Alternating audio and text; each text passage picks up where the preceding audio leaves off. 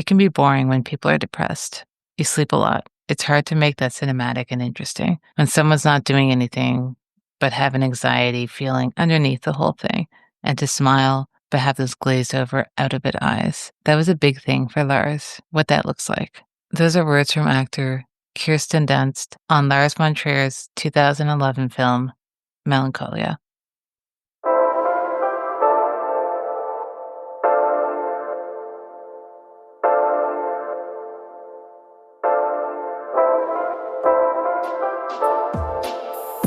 Seeing Face the Movies is a podcast where each month I focus on the works of a different director or cinematographer, and each week I invite a guest on to discuss a film and the artist's filmography. I'm your host, Felicia. Today we're talking about Melancholia. The very quick synopsis of the film is: two sisters find their already strained relationship challenged as a mysterious new planet threatens to collide with Earth. Tagline for the film is "Enjoy it while it lasts." Film stars Kirsten Dunst as Justine, Charlotte Gainsbourg as Claire, Alexander Skarsgård as Michael, Cameron Spur as Leo, and Kiefer Sutherland as John. It's written by Lars von Trier, cinematography by Manuel Alberto Claro, directed by Lars von Trier, edited by Molly Malene Stensgaard, music by Richard Wagner, musical arrangements by Christian Ednes Andersen, costumes by Manon Rasmussen, and special effects by Morten Asmussen, Svante Hildesen, and Carl Oscar Hoymark.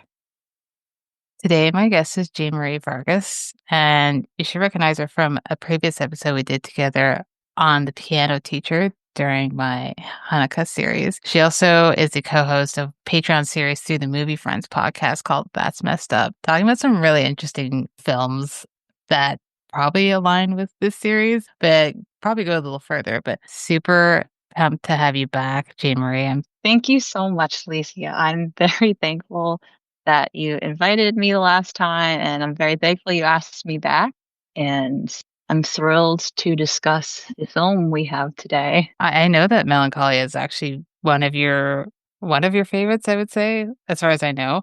I'm curious to hear what your relationship is to this film and the director. I think that Melancholia is just a very beautiful film, and the Wagner soundtrack opera that he chose for the soundtrack is absolutely beautiful. I think I first saw this when it came out in theaters, and it was the first von Trier film that I saw.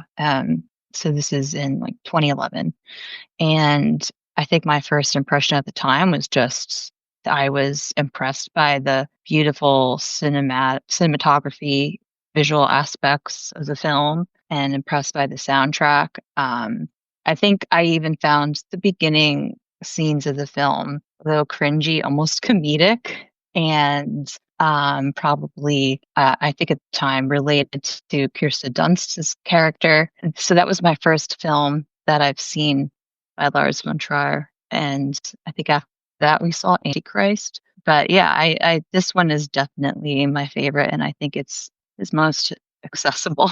I would be inclined to agree. It's also my favorite of his, and with rewatching it, it really solidified that it was my favorite. And I do like a lot of his other films, but there's just something about this, and maybe it is because it's a little bit more accessible, but I think it's also just a really beautifully crafted story. I don't know. It really hit me even harder, I think, on this one. I hadn't seen it in so long. I also saw it in the cinema when it came out with a friend from school, and we were just both kind of like depleted by the end of it, but it's always stuck with me. So I was very, very glad to rewatch it. That's for sure. Which you can't really say, I think, about a lot of his films. This is probably the only one that I'm happy to rewatch. I don't know how you feel about it.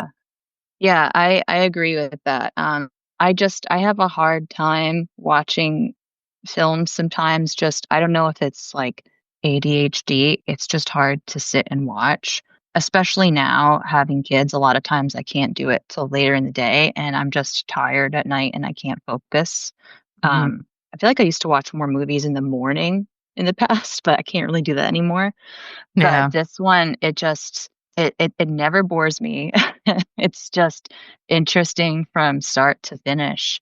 And I think it just engages all of my senses and emotions. Yeah, I feel like fully engaged when I watch it. It's always a pleasurable watch, despite the fact that it's about depression and it's so tragic. Yeah, and I'm sure we'll get into that too, but I wonder what that is. Like maybe it's like comfort and feeling somewhat seen. Because I feel like everyone has moments of at least sadness, or people who do experience actual depression can relate to how either of these characters are feeling and just a sense of dread. So I don't know. I personally have not met anyone who dislike this film of his, especially people who don't like his work. They tend to like this would be like the only one they do like. So Yeah, I think that makes sense. But we can get into the story itself and like just our personal thoughts and expand on it. sure. I guess there's a bit of an elephant in the room for probably the audience who might be familiar with a bit of controversy surrounding, unfortunately, the film, even though it has nothing to do with the film. So just want to get it out of the way so it can be said. Not to just be like, we're going to forget about it, but just have it out of the way. Yes, during the press conference at the film festival, the Cannes Film Festival, he made some unfortunate remarks, which he claims to have been said in jest, that he sympathizes with Nazis. And it really kind of soured him towards a lot of people who would have been forgiving of previous actions of his, and kind of ruined or tainted the film a bit. I think it was still well received, but there was always that, I'm doing right now talking about it because you kind of have to, unfortunately. So, yeah, I just think it's really, I remember when that happened and just being like, that's really unfortunate, but it doesn't take away from my enjoyment of the film. How I feel about him, that's a whole other conversation. Yeah, but this is the second film in his depression series. He does often like trilogies that are, loosely tied together. So this one is part of his depression series. It's preceded by Antichrist, and the third one is Nymphomaniac. And if you've seen those films, you would see that overlying like theme that he's exploring. And he says that they are all kind of based on bouts of depression that he went through. And I think here it's probably the most relatable, this portrayal versus like Antichrist and Nymphomaniac. Those are more extreme, I think, portrayals than they are Yeah. here.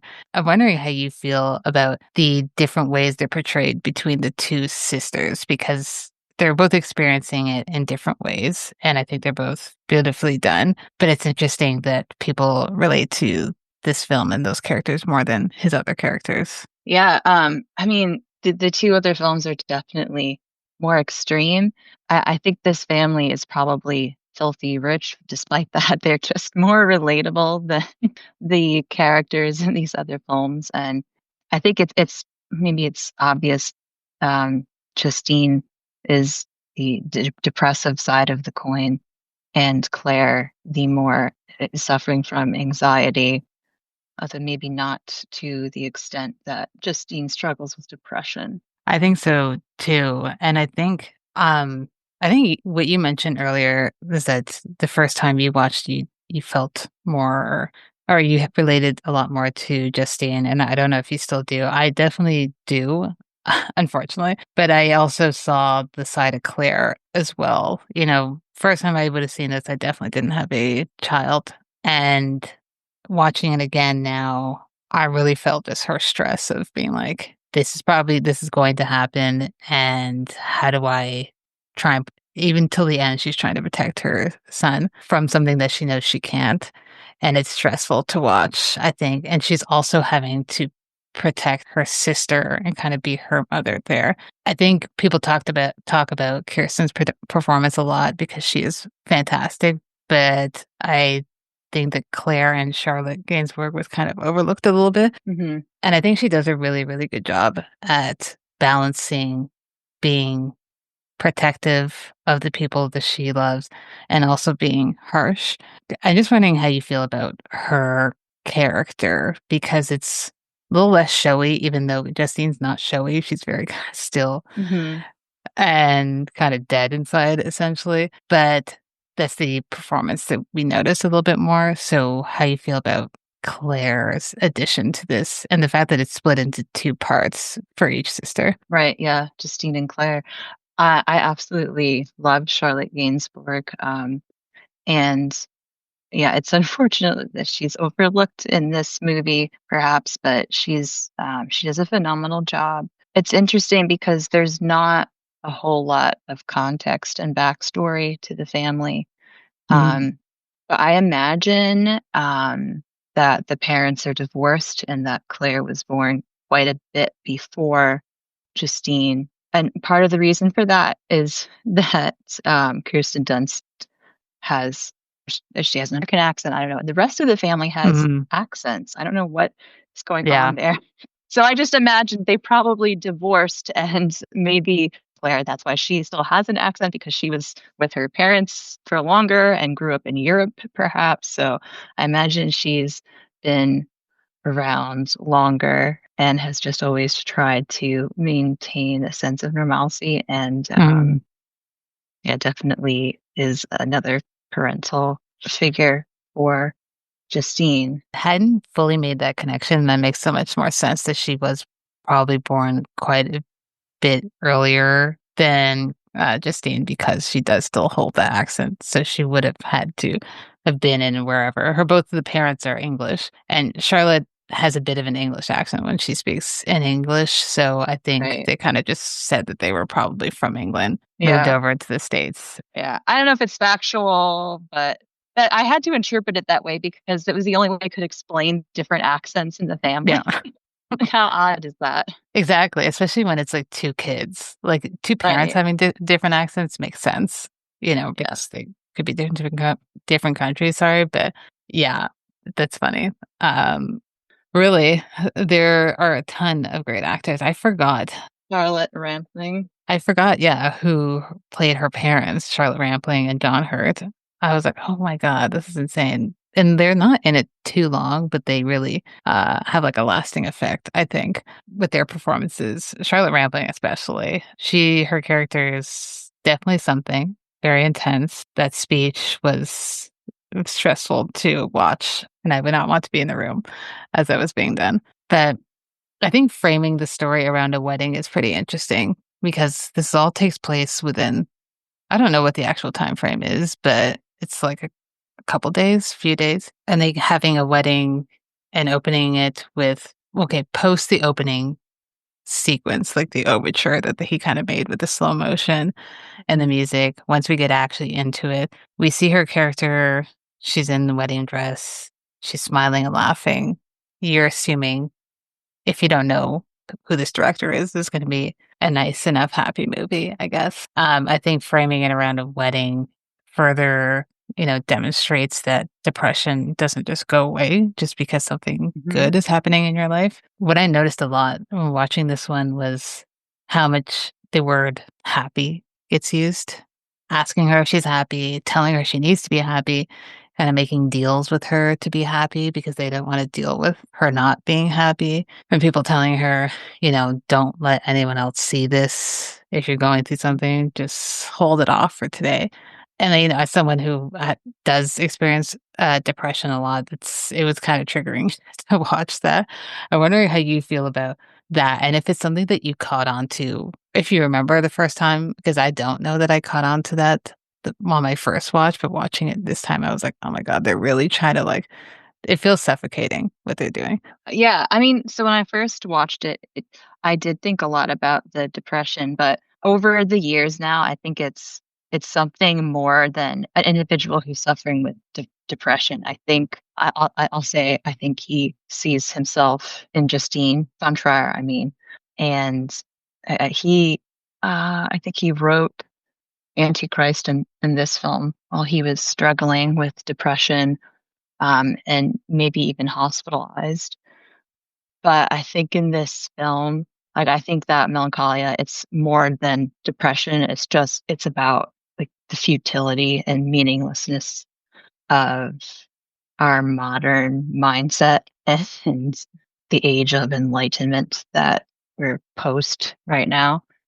And I kind of see these themes even throughout Antichrist. Well, just like looking back and reading about von Trier's admiration of Wagner, the composer of the operatic soundtrack they have. He's composer from coming from German Romanticism, which is a reaction to the Industrial Revolution and the Age of Enlightenment. And I think it's bringing like subjectivity and a respect for nature back versus the objectivity and reason and science that are coming from Age of Enlightenment. And I think he uses the male characters in these films to kind of represent the rationality and reason, and the female characters are more representative of chaos and unpredictability of the natural world. And I mean, if you think about it now, like depression is a natural reaction to the society and the world we live in and Yeah. the way things are going now. So the depression that she struggles with, of course, like it's a natural reaction to the world ending in, I don't know, a week from the wedding, which I know she's not aware of Yeah. cognitively, but I kind of see it as that. So Claire's husband, John, I see him as kind of like more of a voice of reason, and he's a man Hmm. of science and logic, and he's kind of egotistical and arrogant. And he reminds me of Willem Dafoe's character in Antichrist, therapist. Yeah. And I even read in an interview with Von Trier talking about the treatments and therapy that he'd been through, how Prozac for a few years, and then that stopped working. And then he said he'd been undergoing cognitive therapy for years. And he says, I tend to be sarcastic about it. One of the main ideas behind the treatment is that fear is a thought, and a thought doesn't change reality. So I think he's seeing maybe his therapists and Yeah. doctors as trying to offer just futile solutions to his depression. So of course she's depressed. And, they're asked, like, John's telling her, Do you know how much money I've spent on this wedding? Like, money, you should be happy because of the money. Yeah. You should be happy that your boss is giving you this promotion where you just, when I've heard someone mention on other podcasts that she seems to come alive. She is angry. So, when she's telling off that the product is mediocre, Yeah. that's one of my favorite parts. She kind of has a little more energy then. But yeah, of course you're depressed when your job is just to think of slogans. Or I don't know. I sometimes I feel that way about my work. Like it's just all futile. Like what is this? We're so Hmm. detached from the natural world now, and stuck in an office or Yeah. some futile, fruitless work. Of course, your reaction to that is to be depressed. First, that was all great background about just him and what he was experiencing as he was creating or prior to creating this work. And this is kind of a reaction to that. That's really interesting. I think that's again why this film has made it past whatever controversy that was surrounding it and is still so important. I think considered definitely one of the more important films released in the last couple decades is because of that. He is exploring the idea of like depression is a natural thing and we can't escape it, but there's also like the big question of what are we doing? Why does it all matter? And I think that's why it's really interesting that he not only frames this around a wedding, but also around the idea that the world is ending, which seems dramatic, but I think it works here Yeah. because it is something that, well, technically we are facing. There's no immediate deadline for that, but the way the world is going, that's something to think about for future generations. So, but we kind of just push it off. There's a lot of bigger problems that we can't really do anything personally about that I'm sure stress us all out. I do like the idea that there's one character who's just, encapsulation of depression in some sorts and the other who's anxiety ridden, and we can relate to both of those things even if we're not experiencing those exact things that they're experiencing in that film. So yeah. the scene with Kiefer Sutherland John, that killed me because I was like, don't you? I thought he owned this property. I thought he did I too. think he does. And I'm like, are you just saying you spent money because you had to shut it down? Because I think it's maybe a hotel. Maybe. But I was like, you keep saying like how many holes do we have? Like golf holes. So it's like you own this place. That's why his wife, Claire, was just like, he's filthy rich. Just ignore him. Oh my gosh. Yeah. All the performances were great though. Kiefer, though, who I usually give a hard time, I thought he was good. His switch up between, because he comes across as really sweet at first and kind He of nerdy. does. And there's a switch up where you're like, oh, you can sense, you can kind of relate to some of his frustration with the family, his extended Yeah. family. But he's also just a dick too. Yeah, his end. Also, I kind of forgotten about for some reason that he ends up taking the pills and is the first to, as far as we know, pass because I guess he's just so embarrassed. I don't know how you read that, why he made that decision. If it was an embarrassment or he just didn't want to face it and he wanted it to be in his control. Yeah. I guess I've always thought maybe it was fear, and that fear probably feels more terrifying and painful when you've been you just haven't been expecting this horrible thing to happen. Hmm. And then you realize without a shadow of a doubt that it's over. We're world's ending. He just can't, I imagined he couldn't handle either the fear of the end of the world or the pain of the embarrassment of being wrong. Hmm. But when I first watched it, I guess I thought that he was a scientist of some sort, but I don't think he is. He just, I don't know. He probably is embarrassed that his logic and reason Yeah. proved to be incorrect. Yeah, I think so. I just remember the shot of him like kind of sitting in the chair once he has that final look and realize, oh, it's actually approaching and we thought it had passed. And he just kind of sitting there and then we see him gone. But yeah, the whole look and feel of this film, I think, and I'm sure we can expand on it in the third section also, has a different look than I think a lot of his other films, but it's just so beautiful. And I think even the opening scene is interesting too. It kind of mirrors what he did in the beginning of Antichrist too. So Yeah. he was obviously going for a different look as the years went on. And I know I read something about how he regretted how polished this look because it does look a lot more polished than his other stuff. But I think I wouldn't have it any other way, to be honest. I think he's allowed to have one that just looks pristine and Yeah. beautiful. I think it works You for can it. have one. You can have one perfect film, one beautiful film. I mean, he has a lot of them. One of them can be awesome. Exactly. They don't all have to look, rough and gritty. And it works for those other ones, but I think it works here with these characters. And just those shots, those like kind of staticky shots are really beautiful. But I mean, we're going to obviously continue talking about the story as we go on, but wondering if you have any final thoughts for the first section before we move to just what he did before and after. Oh well, first section of the movie. Can you imagine being a guest at this wedding? This never-ending wedding. It That's was just so long. with so many cringy there.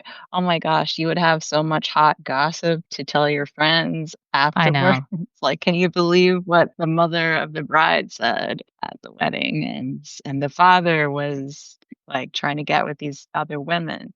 I'd love to be a guest at this wedding. Truly.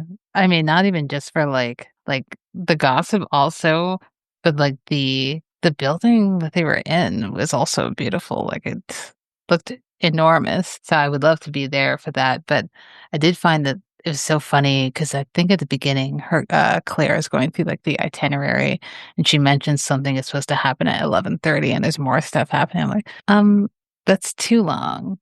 Like, what It's time did so this start? So, right. by then people should be wrapping up. Everyone's had too much to drink. They need to go back to their hotels. I'm not doing more activities.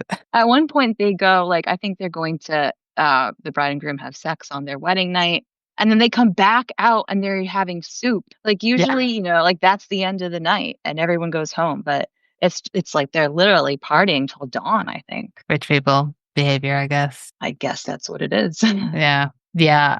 But her speech, the Charlotte Rampling character, her speech, I think I would be in such shock that I don't know. I don't think I would be able to say anything for a while after Mm. hearing that. I would just be like, is this like an inside joke between them? Or why would you say that out loud? I would die of embarrassment. It's wild. I can't handle stuff like that. I just feel like I need to leave the room for a while and I'll be back when you guys are done.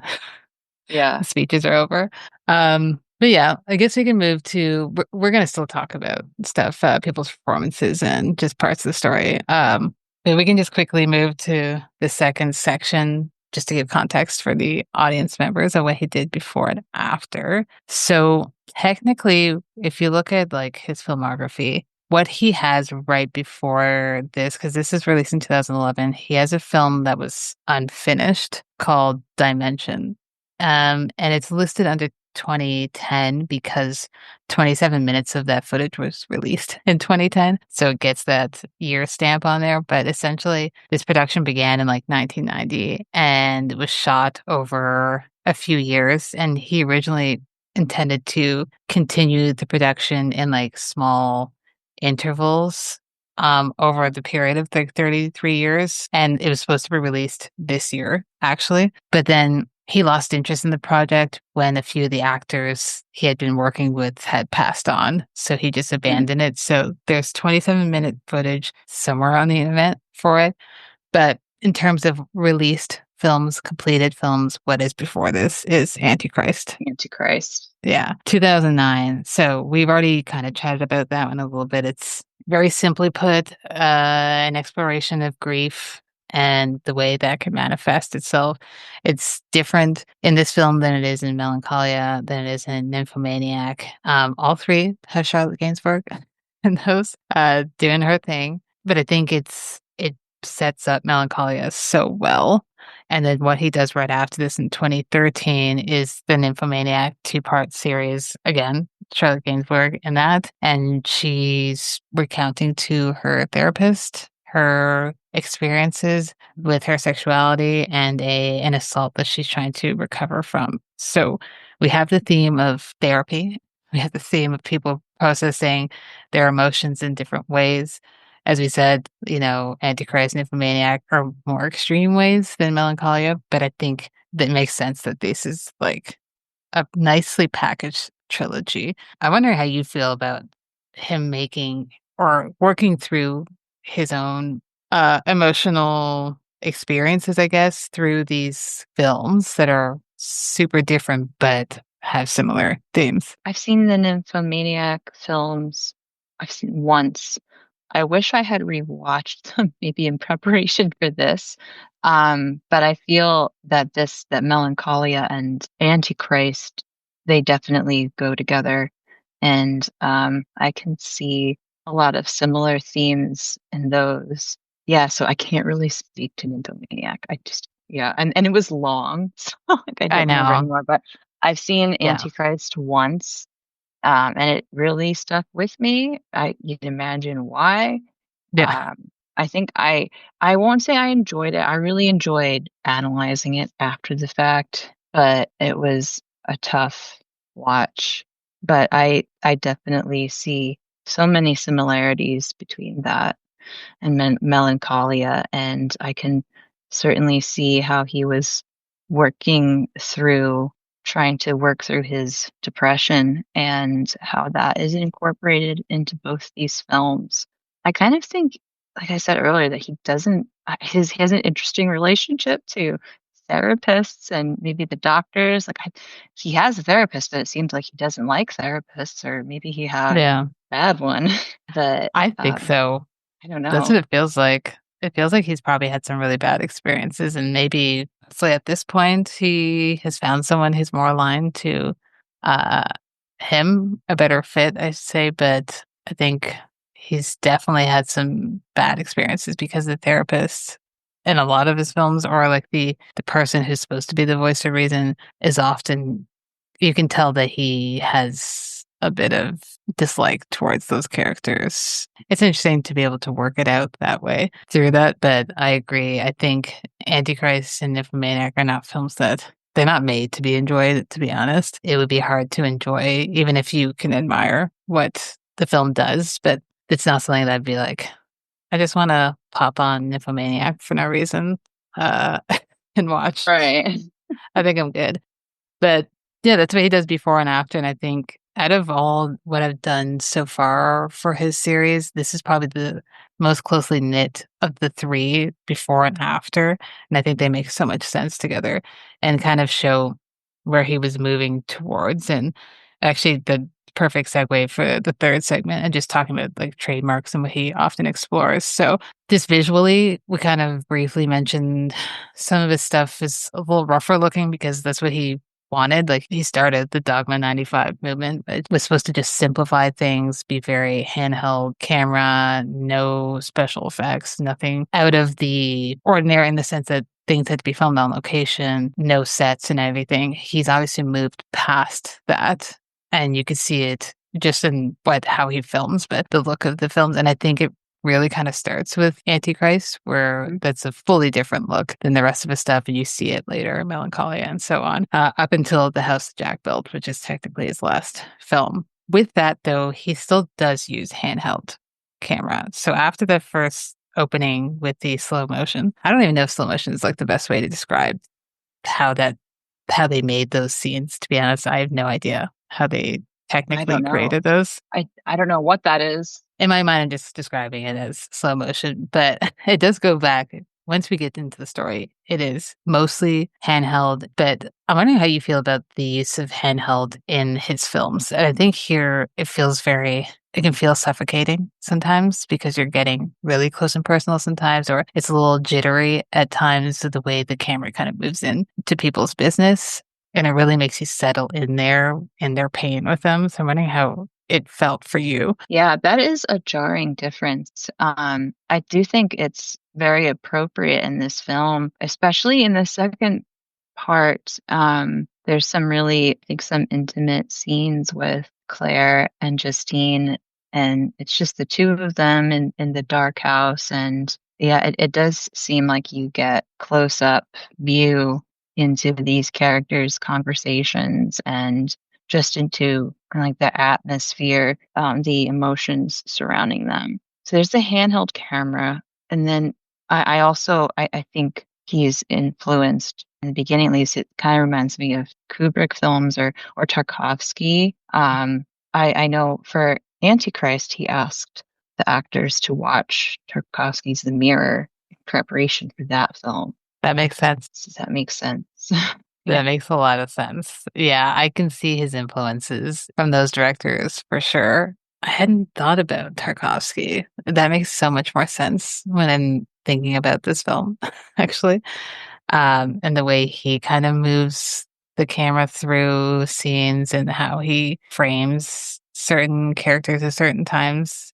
That's interesting. I'm looking forward to actually going back and watching a Tarkovsky just in comparison because it's been a hot minute since I've watched one of his. But painting the hunters in the snow, it's also in several Tarkovsky films, including The Mirror. So that's another interesting thing I found out. That's really interesting. And this is funny because it kind of mirrors our last discussion on the piano teacher and Haneke. Both of these directors often have women as their main characters. Like, I think for Lars, apart from like The House That Jack Built, almost all of them have women in the forefront and a lot of stuff happening to those women. Most of the time, emotional turmoil, and there's other times where there's physical turmoil here. So this is something he has been exploring. And I'm wondering how you feel, not even necessarily in comparison to Haneke, but just how you feel why he likes to explore women's stories or why he feels the need to. And it's a, entirely personal thought on it. I think it's interesting that someone like him would have women in the forefront of all of his films. Yeah, I think some people have had reactions that he must be misogynist because of what he puts the female characters through, but I think it's the opposite, just because the female characters are so very multifaceted, and the male characters, well, I'm thinking of Melancholia. and Antichrist specifically right now, but a lot of the male characters don't seem to have as much depth. And I do think in a way, I think he relates to the female characters in these movies, especially as he's struggling with depression.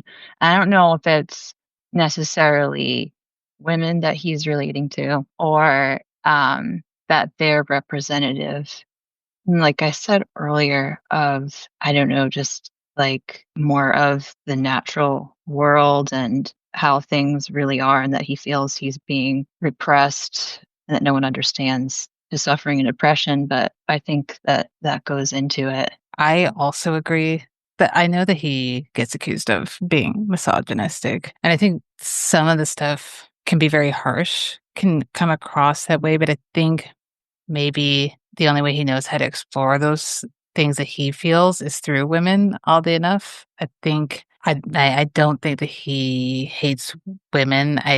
Because a lot of time the men that he has in his films are portrayed as really vile, also kind of similar to Haneke. So I wonder if it's just that he feels more comfortable utilizing women who are known to be, stereotypically more emotional in quotes, and that's how they're portrayed in cinema at least. And I think that's maybe how he can explain how he feels, because if he does that through a man, I think it takes extra steps. We don't often get films about men experiencing depression, and if they do, I feel like they always end up being portrayed as very violent. Yeah, I almost feel bad for them. Like if if Yeah. they portrayed men the same way as the women in Antichrist or Hmm. just Dean, they just would come off as violent and just so evil.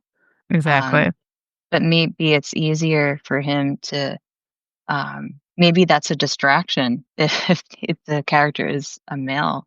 And I think he also is using these philosophical ideas. In Antichrist, they're talking about women being evil, just like at their core of it, which I don't, it's just not, I don't believe that at all, but I think it's just talking about like the chaotic nature of the world and like they view like nature and world as feminine and then reason and rationalism as male.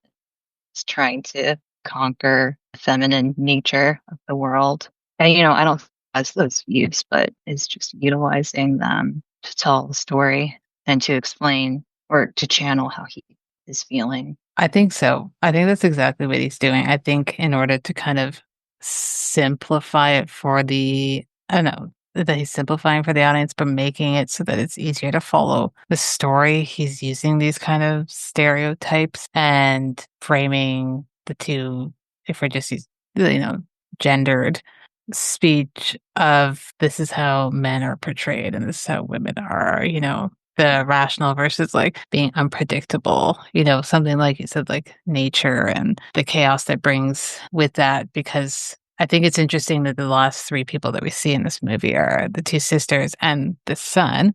He's a child. So, and he's really not given much other than being a child who's sleepy quite a most of the time. Yeah, He's sleeping a lot. it's always sleeping. I know. I was like, he doesn't seem to be doing any activity to be sleeping all this much, or we're just catching him when he's sleeping. I don't know that he's even really necessary. I think Claire still would have been an anxious person without that. Probably depressed himself. I mean, probably.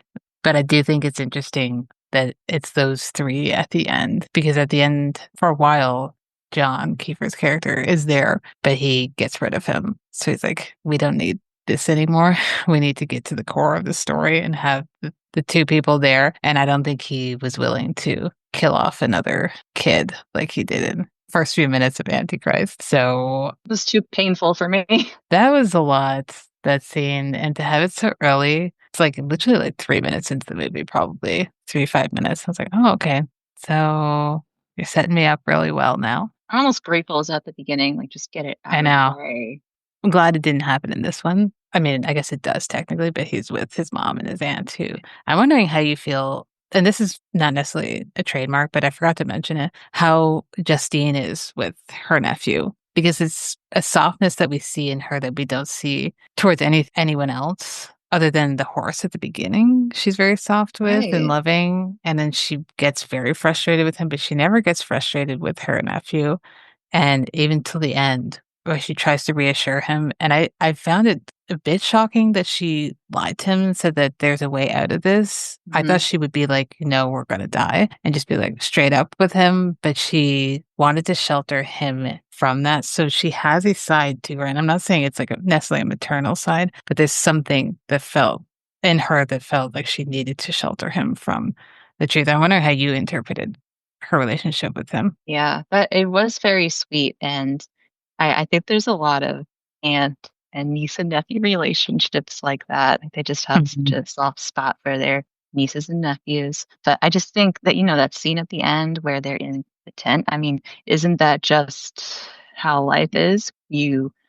Trying to cope with the reality of things, and we tell our children or just, society, well, no, like, you'll be safe if you believe this Yeah. and stay here. And in the end, he does seem like he's very calm and just at peace with the whole situation and accepting it, whether or not what he's believing is true.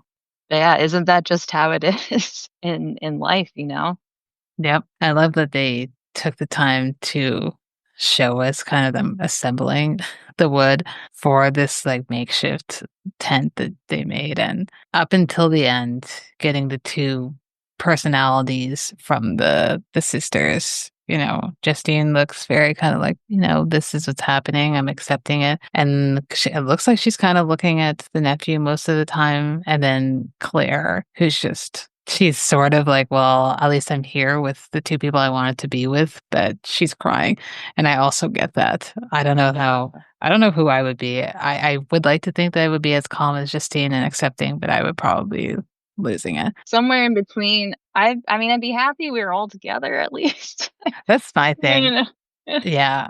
I was thinking about it too. I was like, well, if I know and it's like, well, there's nothing I can absolutely do about it, at least if my daughter's there, like, well, at least we're in the same room, same space. Together. Yeah, it's heartbreaking to watch. I don't know. There's just something about it. And I like that it just ends there. There's no explanation of anything. It just ends. You get the credits. So I don't know. I think it's just really, really well done.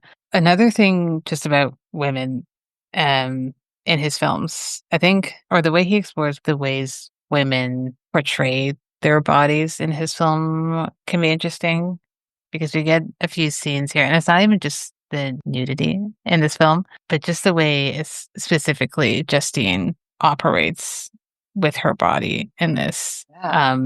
And the way other women in his films have used their bodies for whatever they needed. I'm thinking of, breaking the waves and her using her body for things that she feels the need to use her body for. Here, there are scenes in nudity, but it's more so just her kind of sheltering her body and kind of holding. She's always wanted to wear this dress for most of like her part, but then I think she's most free when she's nude. There's a few scenes where she Mhm. is, or when she's just sitting in the water and just at peace with her body. I Yeah. think it's interesting the way she's physically portrayed in this film. I'm wondering, yeah, if you have any reads on why that would be for her character. Yeah, well, yeah, there's two different things I'm thinking of. Seth said something earlier today about how in all of Lars von Trier's movies, sex is like it's never erotic to him. It's just disturbing and scary. It Like, is. it's never like, oh, like they're getting it on. It's just terrifying. One of my favorite scenes is where she's naked in the woods, just like Hmm. basking in the light of the planet Melancholia.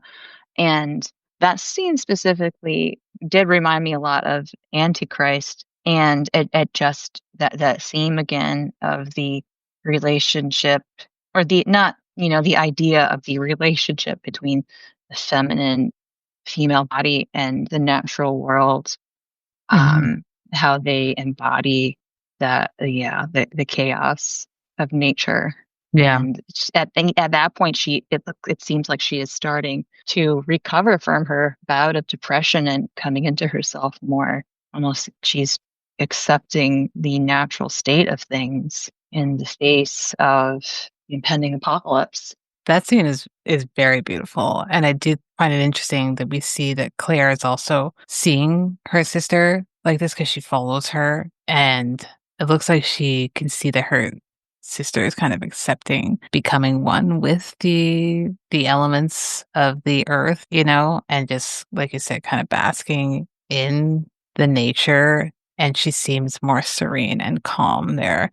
Like she's on her own, as far as she knows. She's on her own. Yes, her sister can see her, but she doesn't know that.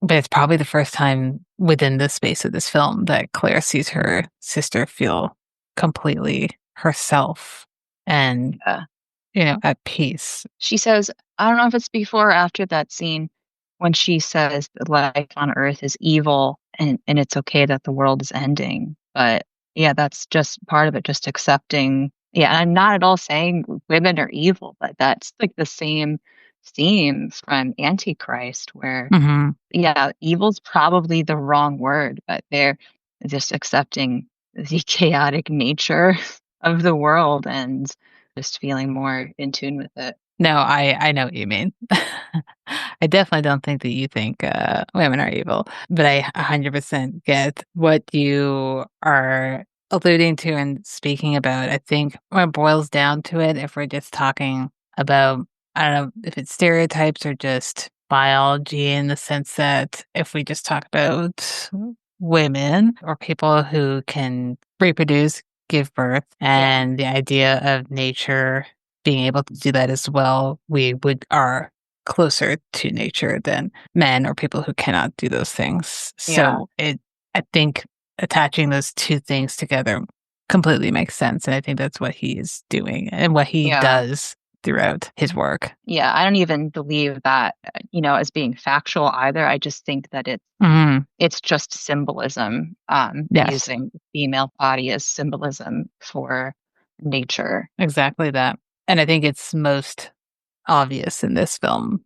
It might not be as obvious in his other ones unless you're actually looking into it or you've seen him quite a few times, but it's definitely obvious here what he's doing. But yeah, Justine has quite a few great little one-liners that she says to characters. And one, not that they're even necessarily funny, but at some point she says to Michael, she's like, well, what did you expect? And he Yeah. goes, yeah. You feel Yeah. for him.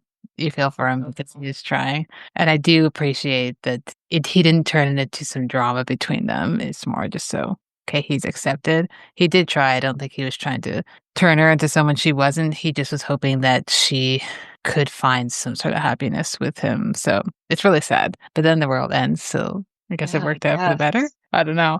Maybe not for him. Do you have any other things that you want to talk about that he explores often as other films that you noticed in this? I noticed some other things. Back to the soundtrack that the composer Wagner, and this gives a little bit of context to his comments at Cannes. And I mean, I think I don't know what was wrong with him. Like he should have just shut up and stopped talking. I mean, But yes. I think where it was coming from, so yeah, he is very he hires this German composer Wagner, and there are some similarities between him and this composer and Hitler. I guess so Lars von Trier grew up. He believed that he was Jewish growing up, that I think his father was, and then he found out later in life that he wasn't. Hmm. So I think that was why he said, "Oh, okay, I'm a Nazi because my father's apparently German." But Yeah. there's some looking at that, and then there was also some speculation about Wagner's father being Jewish, and then Hitler, his favorite composer, romantic artist was Wagner, and I think the Nazis and German nationalism, they really appropriated the romanticism and not nationalism, but I guess Mhm. maybe more like a cultural or artistic nationalism rather than a political nationalism of those artists. I think they appropriated that for their movement. So I think Hitler's admiration of Wagner just kind of tainted Wagner's reputation after the fact. But Yeah. after learning that about him, then I felt like I had some more context for the comment. Hmm. But he wasn't trying to say anything. I think he's just trying to be funny, and it yeah, not funny comment. It's exactly that. And Yeah. if you watch the clip of it, it's, it might be also a little bit of a cultural thing of people not understanding certain cultures' style of humor, but also he could have just not said it. Yeah. He could have You just could just not. not, yeah. And I get sometimes people just blurt things out, but he didn't really say it was a joke right away. It wasn't until after the fact. Yeah. So it just was super awkward. I remember that vividly because Yeah. uh, I had been following kind of the coverage around that time and just been like, oh my God, why would you say that? And it like also tainted Kirsten's, chance at being nominated, which is so stupid Hmm. because it has Yeah. absolutely nothing to do with her. But that's how you know the Academy is just like, well, no, we can't nominate her because Right. it was really Right. unfortunate. Yeah. And I mean, just read the room. You're in Europe. There's closer memory of World War II there, I'd imagine. Yeah. But I didn't know what was going on. Like maybe it was like just like weird midlife crises. He also there's a photo. He got fuck tattooed on his fingers. Yeah. And the Yes. photos of that, I'm sure they hated that as well. Don't come back for 7 years. Get over this, whatever this is. Yeah. That was the other thing. They banned him, but then like they did allow him to come back after that. So I'm thinking, like, how does this person make this film at the same time? I don't I had know. no idea. I really have no idea. Maybe he had too much to drink. I have no clue what was going on. Yeah. I think he's also just lacking in social skills too. Like, not everyone's a great speaker. He probably just Yeah. blurted it out and was like, well, I can either admit this is a joke or stick by it because my personality. Maybe people will just think it's funny or laugh at it or just be like, oh, okay, crazy Yeah. Lars.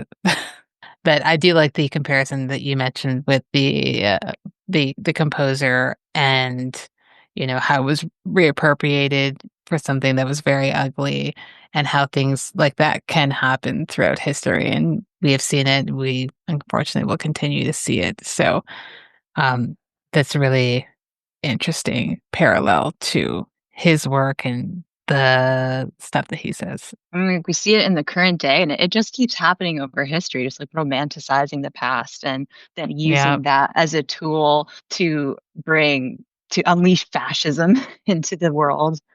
Don't have any solutions for that other than hopefully at some point some generation puts a stop to it. But who knows with humanity, which sounds very Absolutely. bleak.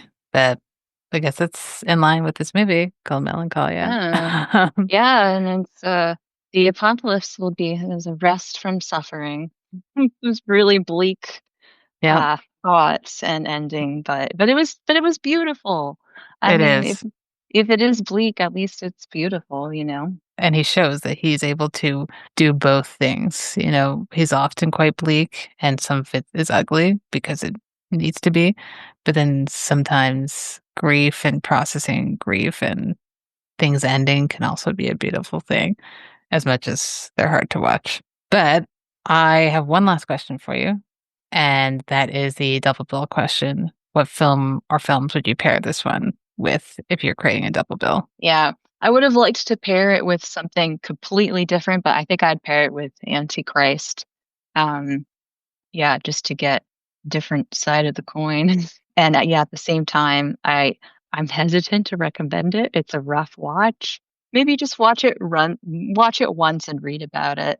I That's think what I so. did. Although I'll be watching it again because I think that we're going to be covering it next month on the Patreon That's Messed Up podcast. So this was good. It got me back into thinking about Von Trier for the episode next month. Gets you in the mindset slowly. Yeah. So, no, I think that that's a great pairing. I think those two work better together than per se like Melancholia and Nymphomaniac would if you're Yeah. going to pair it with like something close by. I think those two work perfectly together, especially visually. They're really beautiful together. What about you?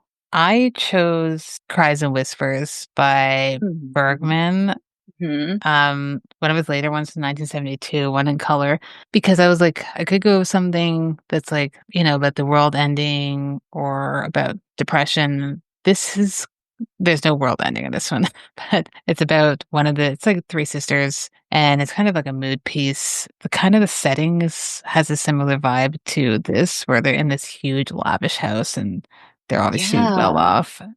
And the one sister is about to pass away, or she has cancer, and it's essentially terminal. And the other two sisters, there's a rift between them. And I think if you want to explore more of like sister dynamics and how they're experiencing or processing grief, even if their sister hasn't passed yet, but it's something that they're trying to accept that this is going to happen, and having to see one of their sisters die and how they interact, I think it could be a good pairing. Very heavy, Yeah. but if you're up for it, That's a great pairing. I think that's a yeah, great pairing, those two. Or in any of maybe even other Bergman films as well. Yeah. I think so. I was thinking about this for a while, and then it hit me, and I was like, oh, I think a Bergman one would be just like the quietness and the stillness of a lot of his stuff, I think would pair really well with this one. He's definitely a lot less harsh than Lars is, but he is exploring, the ideas of like the meaning of life quite often, basically always in all of his films. So if you want to have a existential crisis, feel free to watch any three of those films. Thank you. But that was Melancholia. I am so glad I got you on for this, because I knew at some point I wanted to do a series on him, and 100% want to do Melancholia, and literally wanted to have you on. So I would have waited till you were free to have you on for this. I think it's really special to talk to someone who genuinely loves this film. So thank you so much for lending your thoughts, your knowledge on the film. I very much appreciate it. Thank you too. I loved discussing this with you and taking the opportunity to watch the movie again.